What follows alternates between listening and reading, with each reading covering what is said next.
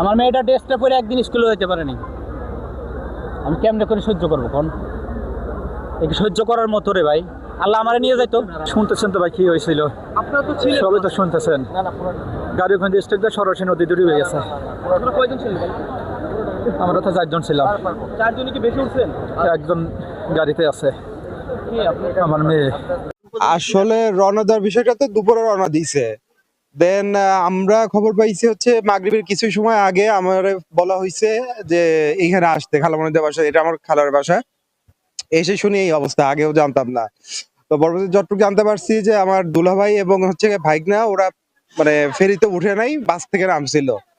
তো বাস আপনার ওই নিয়ন্ত্রণ হারায় নদীতে পড়ে গেছে। আর তখন বাসের মধ্যে আমার বোন আর ভাগ্নিটা ছিল। এখন বোনটাকে উদ্ধার করা হয়েছে, কিন্তু ভাগ্নির কোনো খোঁজ পাচ্ছি না।